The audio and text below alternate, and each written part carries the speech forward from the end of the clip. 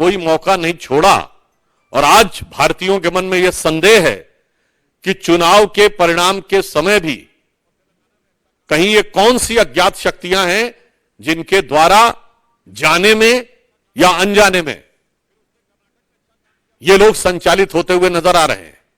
क्योंकि अनेक मीडिया में इस प्रकार की बातें आई थी कि देश के अंदर और देश के बाहर से बहुत सी शक्तियों ने इस बात के लिए प्रयत्न और संकल्प किए थे कि वो सरकार को नहीं आने देंगे। आप लड़िए ईमानदारी से और जो हो उस निर्णय को स्वीकार करिए। तो मैं सिर्फ ये कहूंगा, अभी जो फिलहाल एग्जिट पोल के जो रिजल्ट्स आए हैं, हम लोग बचपन में कांग्रेस एक नारा देती थी कि सारे भारत से नाता है और सरकार चलाना आता है। अब जनता ने बता दिया कि सरकार चलाना किसे आता है और सारे भारत से नाता भी टूट गया।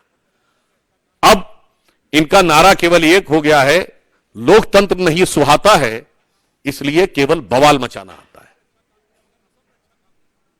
तो मैं अंत में सिर्फ ये कहना चाहूंगा कि कांग्रेस पार्टी जवाब दे कि आप लगातार अनेक राज्यों में चुनाव हारे हैं, अनेक राज्यों में चुनाव जीते हैं।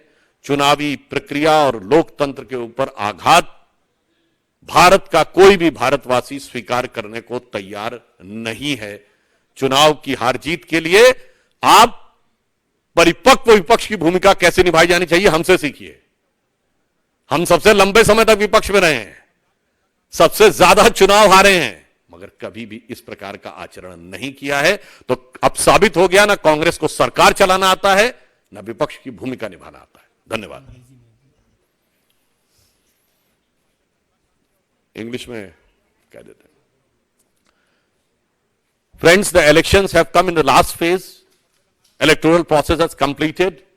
But unfortunately, this election, though it was world's biggest election, meticulously elaborated, technologically infused process has been used, which has seen the least number of electoral violence and even electoral malpractices.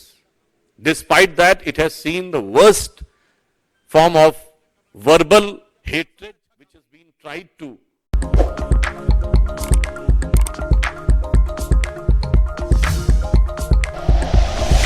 Like and share videos, subscribe करें हमारा channel और press करें bell icon. News 11 Bharat, सच है तो दिखेगा।